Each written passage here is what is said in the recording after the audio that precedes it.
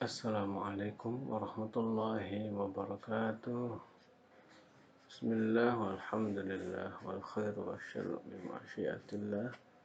Wassalatu wassalamu ala Rasulillah Sayyidina Muhammad ibn Abdullah wa ala alihi wa sahbihi wa man tabi'ahum wa man amma ba'du.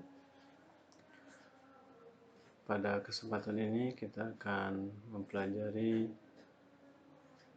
Quran Surat An-Nisa ayat 59. Kita akan belajar bagaimana cara membaca Al-Quran yang benar sesuai dengan kaidah ilmu tajwid, seperti pada video-video atau kesempatan sebelumnya. Silahkan dibuka Al-Qurannya atau diperhatikan dengan seksama ayat Al-Quran yang akan kita pelajari.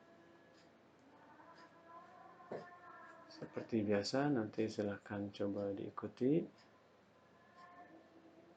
dan coba difahami. A'udzu billahi minasy syaithanir rajim. Bismillahirrahmanirrahim. Ya ayyuhalladzina amanu أطيعوا الله وأطيعوا الرسول وأولي الأمر منكم فإن تنازعتم في شيء فردوه إلى الله والرسول إن كنتم تؤمنون بالله واليوم الآخر ذلك خير وأحسن تأويلا صدق الله العظيم. Demikian kurang lebih bacaan surah An-Nisa 59. Bagi yang nafasnya tidak leluasa atau pendek, nanti coba kita bantu dengan cara dipotong sebelum tanda wakaf. Alangkah baiknya jika bisa diusahakan seperti yang dibaca tadi, yaitu berhenti pada tanda wakaf yang sudah ditentukan. Baik, kita coba potong-potong seperti biasa agar memudahkan bagi orang yang belum bisa baca Al-Quran. Bismillahirrahmanirrahim.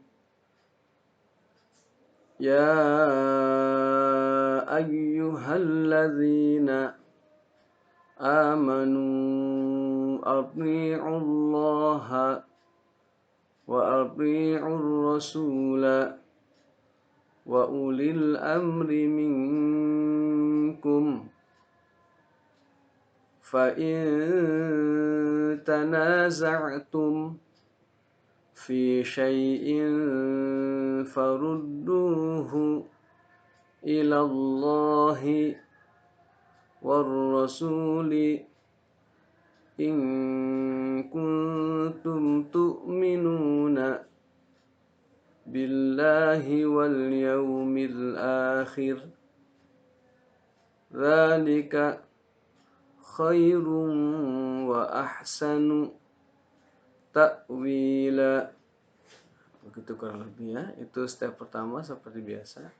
Step kedua kita coba gabungkan beberapa kalimat atau kata. Ya ayyuhalladzina amanu athi'ullaha وأطيعوا الرسول وأولي الأمر منكم فإن تنازعتم في شيء فردوه إلى الله والرسول إن كنتم تؤمنون بالله billahi wal yawmil akhir. Dzalika khairun wa ahsanu ta'wila. Baik, itu yang kedua.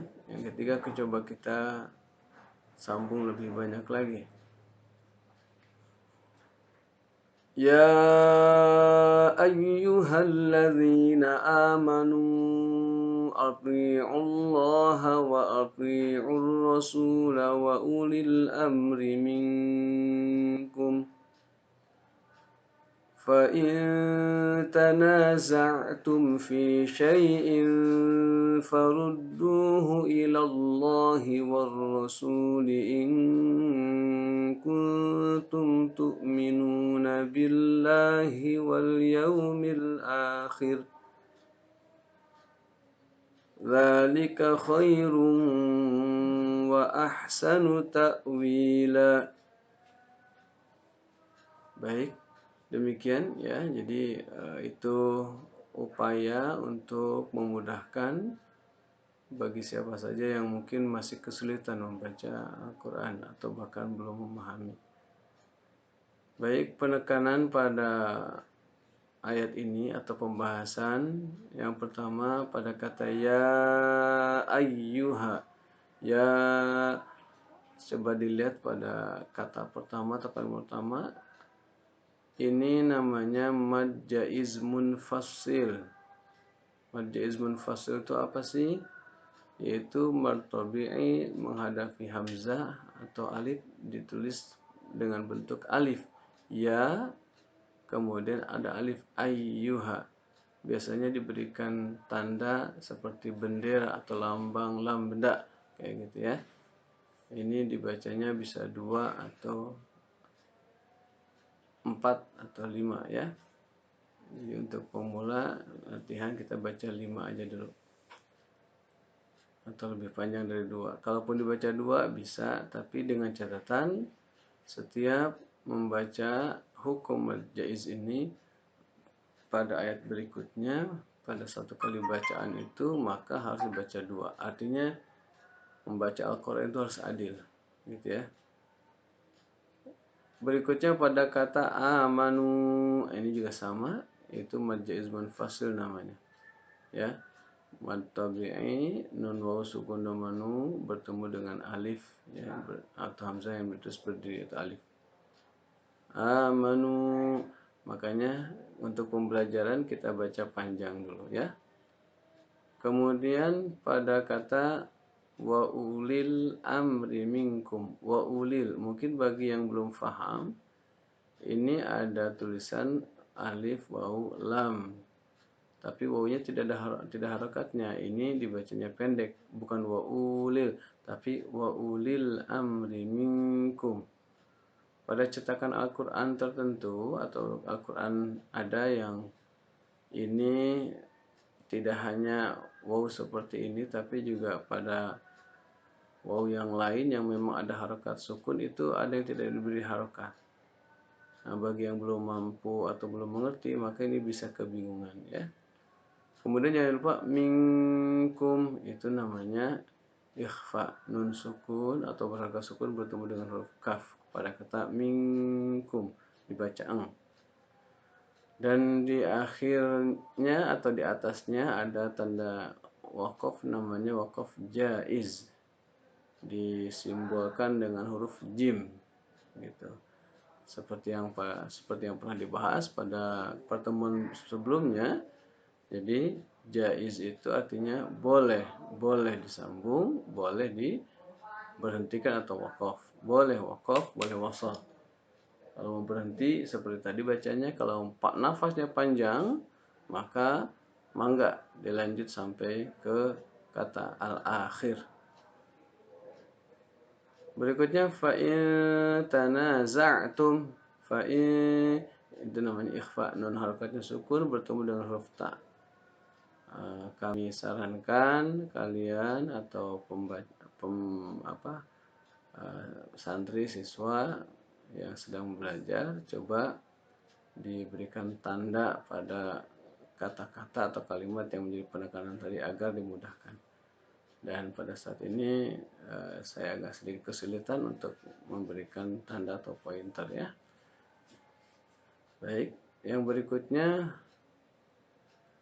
fa in tanaza'tum fi syai'in farudduhu.